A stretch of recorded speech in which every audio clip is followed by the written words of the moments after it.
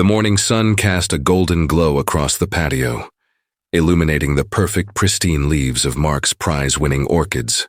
Each dewdrop on the petals was a tiny jewel, and he moved among them with a quiet reverence, a picture of domestic tranquility. He'd built this life with Elena over a decade, a sprawling house, a shared love for gardening, and a silence that felt less like a void and more like a comfortable understanding. Their marriage was a meticulously tended garden, everything in its rightful place. He adjusted a stalk, his mind already drifting to the day ahead, when his fingers brushed against something stiff in Elena's gardening gloves, lying discarded on the wicker table. He pulled them on, a small, affectionate gesture he often made before tidying up her messes. Inside one, his thumb grazed a folded slip of paper. He unfolded it. The words, typed and impersonal, seemed a jarring intrusion on the morning's peace. Your perfect life has a secret. The clock is ticking. You have until the first frost. Mark chuckled, a dry sound that felt out of place. It was a prank, of course. Probably one of their younger neighbors with a strange sense of humor. He was about to toss the note aside when his eyes caught a small, almost invisible detail at the bottom right corner. A tiny, hand-drawn star. It was the same star he'd drawn on the back of Elena's hand the night he'd proposed. A private symbol they'd never spoken of again. The smile vanished from his face, replaced by a cold knot of dread. This wasn't a prank. This was a threat. He stood frozen, the note trembling in his hand, his gaze sweeping across the meticulously manicured garden. The vibrant colors of the flowers suddenly seemed muted, and the perfect order felt like a brittle facade. A chilling thought, a whisper of a lie he'd chosen to ignore for years, echoed in his mind. He walked back into the house, the silence no longer comfortable, but heavy with a new, suffocating tension. The note, now crumpled in his fist, felt less like a piece of paper and more like a broken promise. He didn't dare confront Elena, not yet. He needed to know what lie was hiding behind their perfect life. He had to search for answers before the frost came, before their carefully constructed world shattered completely. His search began with her things, with the photo albums he hadn't looked at in years. The crumpled note still felt like a burn in his pocket as Mark walked into the den. He needed to find something, anything, to either validate the threat or dismiss it as a cruel joke. His gaze fell upon the bookshelf, where a collection of Elena's old photo albums sat, gathering dust. She rarely looked at them, claiming the past was best left in the past. Now Mark understood why. He pulled down a worn, leather-bound album, the kind with thick plastic-covered pages. Flipping through the early years of their relationship, he found smiling, sun-drenched pictures of them.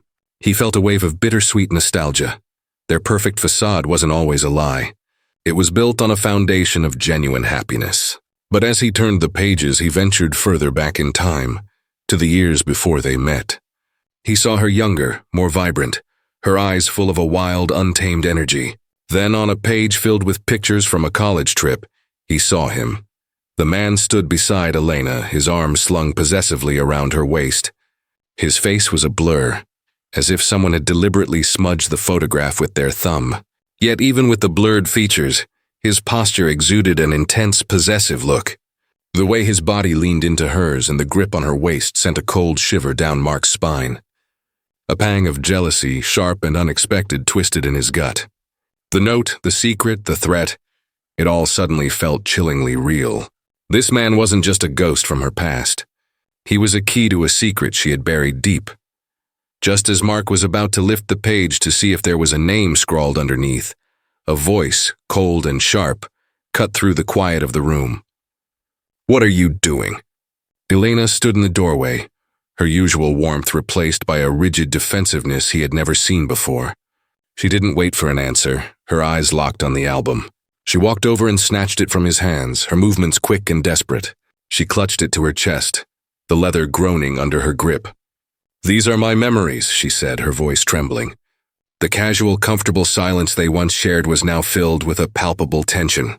He wanted to press her, to demand answers, but the look in her eyes stopped him. It wasn't just anger. It was fear, a different kind of fear, one that transcended their relationship and pointed to a far darker past. He realized the man in the picture wasn't just a forgotten ex. He was a threat that had resurfaced, and Elena was terrified.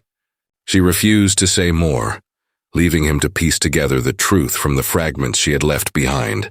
The next step, he knew, was to re-examine the lie he had chosen to ignore all those years ago. Mark's mind reeled backward, landing on a night a few months ago. The rain had been drumming against the window pane, a rhythmic, melancholic sound that had amplified the tension in the room. He and Elena had been arguing about something trivial, a misplaced set of car keys, but the fight had escalated, a slow burn of resentment over unspoken truths. "Why are you so distant lately?" Mark had demanded, his voice strained. "What aren't you telling me?" Elena had broken down, the tears streaming silently down her face. I made a mistake," she'd choked out, her voice barely a whisper. "A long time ago. It has nothing to do with us, with our marriage, but it's haunting me." He had stood there watching her, a mix of anger and confusion swirling inside him. He wanted to know more, to demand every detail, but her genuine anguish was disarming. The image of his perfect wife, his partner in a perfect life, crumbling before him was unbearable. He couldn't stand the thought of anything tainting their beautiful world. He had pulled her into a tight embrace, her tears soaking his shirt.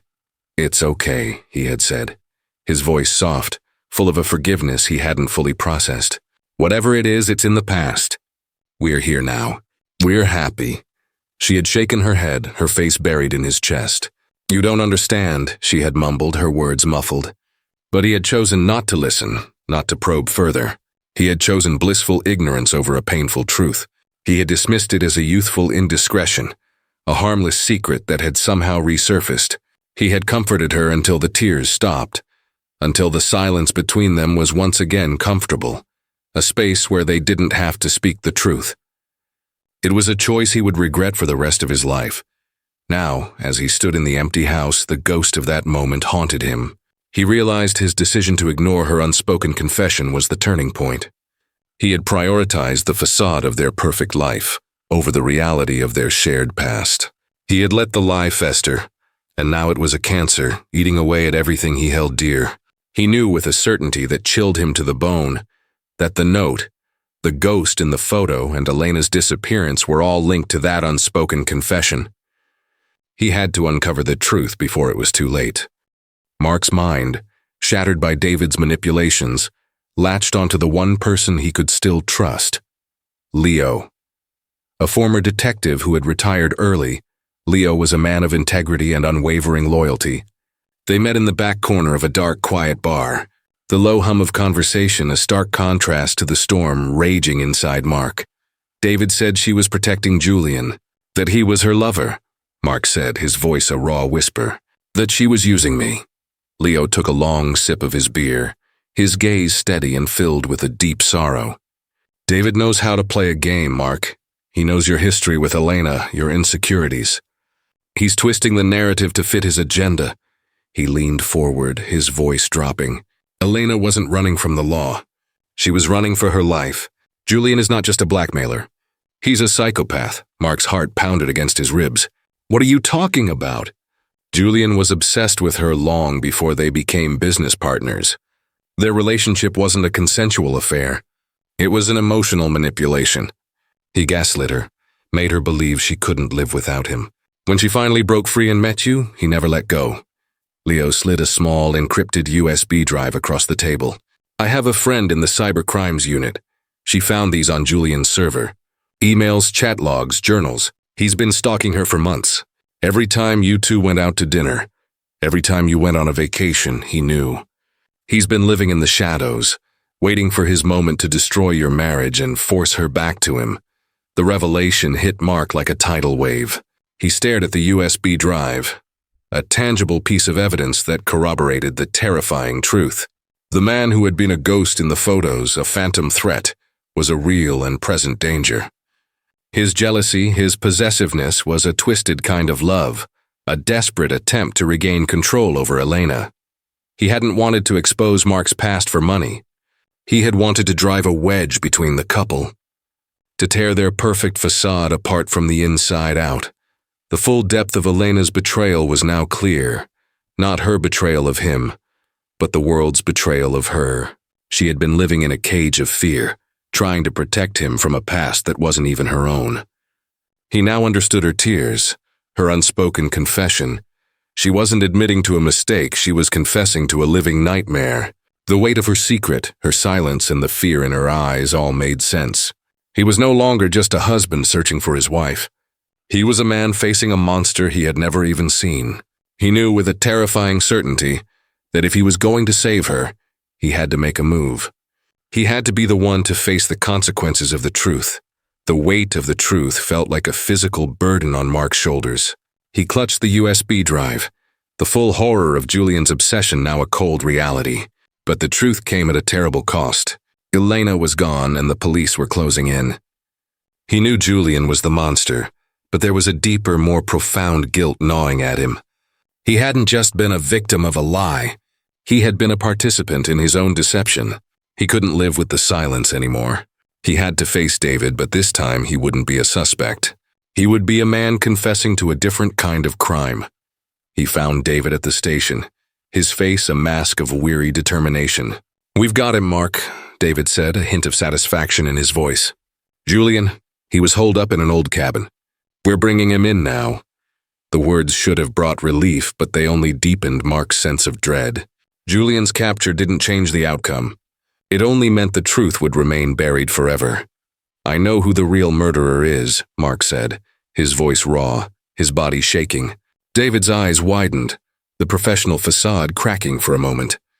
He gestured for Mark to sit. Mark didn't. He stood, his gaze fixed on David's, a silent accusation in his eyes. He poured out the truth, the words tumbling from his lips in a torrent of pain and regret. He told David about the note, about the man in the photograph, and about the documents from Ethan. He explained Julian's obsession and the blackmail that wasn't about money, but about ruining their perfect life. "I knew she was hiding something," Mark confessed, his voice breaking. "She told me she made a mistake. I saw the fear in her eyes, but I didn't want to know the truth. I didn't want to believe that my perfect wife could have a dark secret in her past. I was a coward. I chose to believe in our perfect facade instead of her truth. My denial led to this. My denial is what killed her." He stood before the detective, not as a suspect defending his innocence, but as a man admitting his complicity. The denial, the willful blindness, had been a slow poison, allowing Julian's obsession to fester. He had given up on Elena when she needed him most, and now he was paying the price. His confession was not about a physical crime, but about a moral one. A crime of neglect, of putting a facade above the truth of a relationship. The silence between them grew heavy, a moment of profound, terrible clarity. Mark knew that while Julian was the killer, he had been the accomplice, and he had to accept his fate. Mark's confession, a torrent of guilt and grief, hung in the air between him and David. David said nothing, his face unreadable. He simply rose from his desk, a silent, grim presence, and walked away. Mark was left alone, reeling from the raw truth he had just exposed. Not Julian's crime, but his own. He returned to his empty house, the silence no longer just a void, but a judgment. He was sitting in the living room, the darkness a heavy blanket, when his phone vibrated. The number was unknown. A part of him wanted to ignore it, to be left alone with his grief. But something, a flicker of morbid curiosity, made him answer. "It's not Julian, Mark." The voice was low, familiar, and filled with a sinister satisfaction. Mark's blood ran cold. It was David. "You thought you knew everything, didn't you? You thought you had all the answers." Mark's heart began to race. "What are you talking about?" "The blackmail, the notes, the ghost in the photos. That was me, Mark." David's voice was a slow, deliberate confession, each word a poisoned dart. "I was in a relationship with Elena before she met you. It was passionate, intense, but she couldn't handle the pressure. She left me for you. I was heartbroken and I wanted her back. The world spun on its axis." Mark felt a sudden, dizzying wave of nausea. The man who had been a trusted friend, a seemingly kind family man, was a monster. "You were blackmailing her? For money?" Mark's voice was a strained whisper. "Money? No, I have plenty of that. I wanted to make her life a living hell. I wanted her to come back to me, to feel the same pain I felt when she left. I used your past against her, Mark. I knew about your little indiscretion with Ethan. I knew it was your biggest secret, your greatest fear. I watched you squirm. I saw you choose your perfect facade over her truth, and it was beautiful. It was my masterpiece. The pieces of the puzzle clicked into place, but the picture they formed was far more grotesque than he could have ever imagined. Julian, the blackmailer, the man in the photograph, he was a distraction. A pawn in David's twisted game. The phone call was a final act of cruelty, a victory lap. "Why are you telling me this?" Mark asked, his voice shaking with fury. "Because it's over." The police just found a key piece of evidence. A phone Julian used to make a few calls. My calls, now they know everything. My little game is over. But you, Mark, you get to live with the truth. You killed your wife because you didn't want to see who she was. You were so busy pretending to be perfect that you let her die. The line went dead. Mark was left with the chilling finality of David's confession. The ultimate betrayal wasn't a secret affair or a business deal gone wrong. It was the man he had trusted to save her, who had sealed her fate. He was not a suspect. He was a victim of a crime he couldn't even comprehend. He knew what he had to do. He had to confront him. He had to seek his final justice. The emptiness of the house hit Mark the moment he turned the key in the lock. It wasn't the usual quiet. It was a heavy, suffocating silence that felt like a scream just below the surface. He called out Elena's name, his voice echoing in the hollow rooms. No response. The note from the morning and the chilling flashback to their argument a few months ago came flooding back. He rushed through the house, a growing panic seizing him with each empty room. He found her phone in the kitchen junk drawer, its screen dark. Her car keys lay beside it, a silent, damning indictment. Elena never went anywhere without her phone, without her keys. This was not a quick trip to the grocery store. This was a deliberate vanishing act. His eyes fell on the countertop, where a single delicate orchid sat in a small pot. It was the one she'd given him on their first date, a symbol of their budding love. Now its once perfect white petals were a brittle brown, its stem snapped clean in half. It was a mirror image of his heart, broken and wilted. He was about to call the police when the doorbell rang.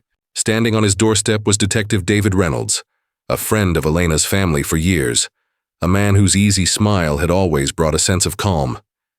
The smile was gone now, replaced by a grim professional solemnity. "Mark," David said, his voice low. "I was on my way home when I heard the call come through. Elena's parents are worried.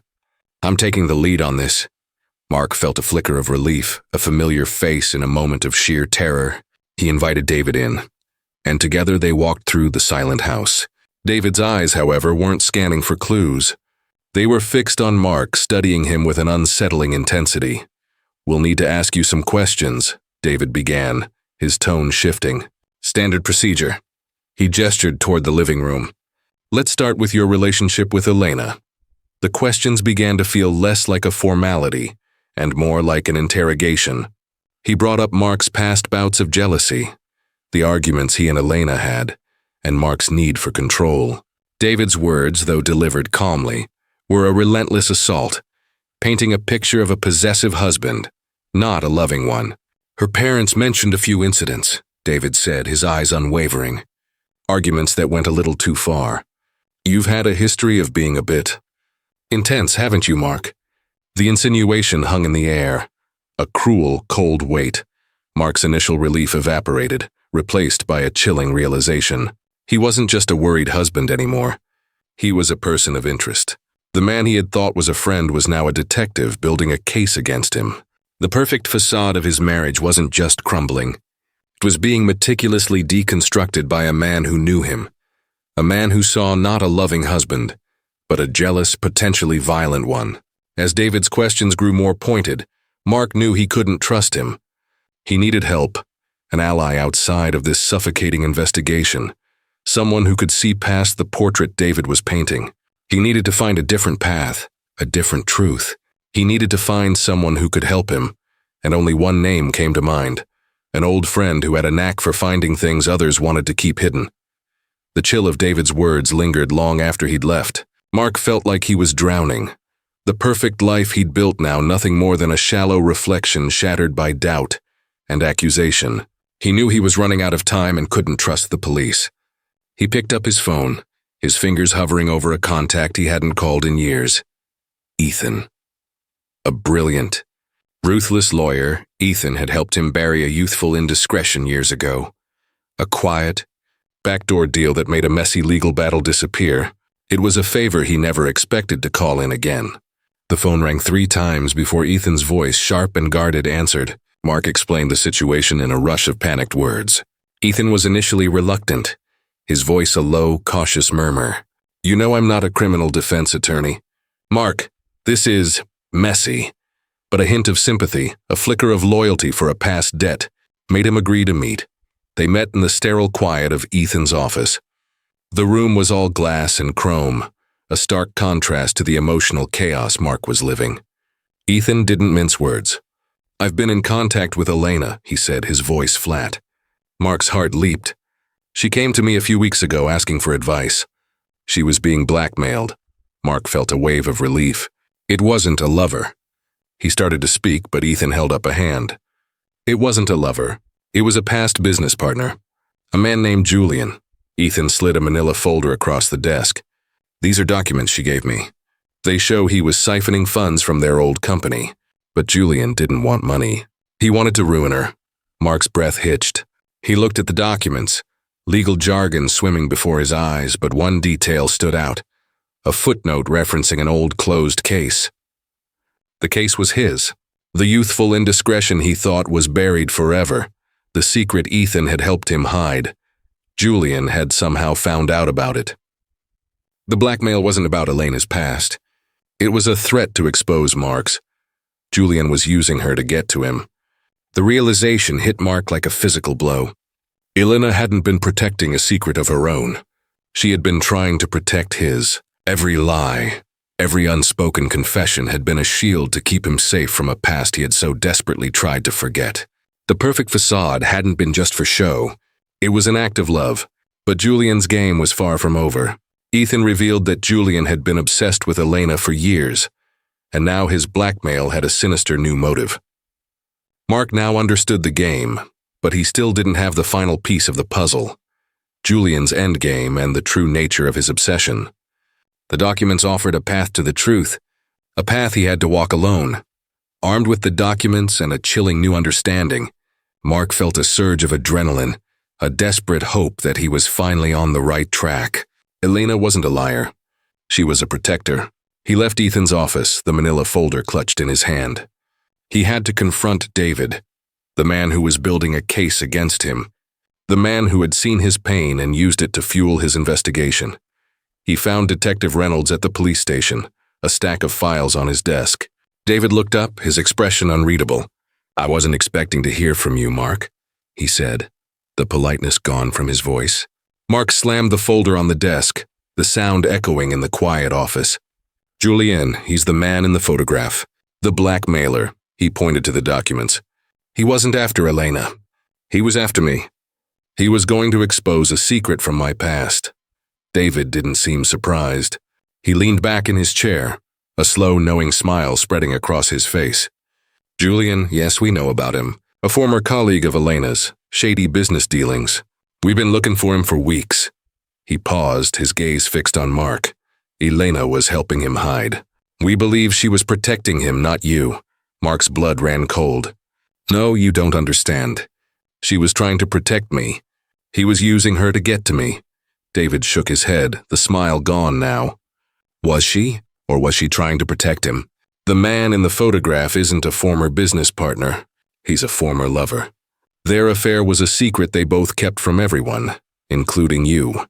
Mark's mind raced, a torrent of doubt and confusion. David's words twisted the truth Mark had just uncovered. "She told me it was a mistake," Mark stammered, the words feeling foreign on his tongue. "She didn't elaborate. I just assumed it was a meaningless mistake." "That's what she wanted you to believe," David said, his voice a low, manipulative whisper. "She's good at that, isn't she? The perfect wife, the perfect life. It was all a lie, Mark. She was a master manipulator, always one step ahead. She was helping him, not you. And now she's gone, and you're left holding the bag." The words hit Mark like a physical blow. He felt the ground shifting beneath him. The truth he had just discovered was now unraveling before his eyes. The man he had trusted was planting seeds of doubt, making him question everything. The facade of his perfect marriage was gone, replaced by a dark, sinister reality where nothing was as it seemed. The next step, Mark knew, was to find the man who had orchestrated this entire nightmare, the man in the photograph, and get the truth directly from him. He couldn't trust anyone else. The phone line went dead, but David's chilling confession echoed in Mark's ears. The truth was a living thing, a monster that had been stalking his marriage, and its name was David. Mark didn't hesitate. He knew David was on his way to his office, the one place he felt safe. This was the final stand, the moment for justice. Mark wasn't going to wait for the police. He was going to face the man who had orchestrated his wife's murder. He arrived at David's office, the glass doors gleaming in the city lights, a symbol of the perfect life David had built on a foundation of lies. He walked in, his face a mask of cold fury. David was sitting at his desk, a smug smile on his face. "Come to beg for forgiveness, Mark?" he said, his voice dripping with condescension. "I came for justice," Mark said, his voice low and steady. He pulled out his phone and played the recording of David's confession. The smug smile on David's face faltered, replaced by a look of disbelief and then pure rage. "You thought you were a master puppeteer, David, but you were just a fool playing a game you couldn't win." Just then, the office doors burst open, and 2 police officers rushed in, their guns drawn. They had been tipped off by a key piece of evidence. Julian, the man David had used as a pawn, had left a paper trail, a series of incriminating emails that revealed David's entire plan. The police, acting on an anonymous tip from Ethan, had found the emails and realized David was the blackmailer. The confrontation with Mark was a perfect trap. David's face crumpled as the officers cuffed him, his perfect life unraveling before his eyes. As they led him away, he locked eyes with Mark, a silent, venomous threat in his gaze. But Mark didn't flinch. He had faced his demons, and he was no longer afraid. He was left alone in the office, the silence a stark contrast to the chaos of moments ago. He thought of Elena, of their marriage. The facade had been his, a desperate need for a perfect life. But beneath the lies, the love had been real. Elena had risked everything to protect him. Their marriage wasn't perfect, but it was honest in a way he had never fully understood. He had lost his wife, but in doing so he had found the truth. The cost of that truth was everything. But he knew, with a certainty that transcended grief, that it was a price worth paying. The facade was gone, and for the first time in his life he was truly free.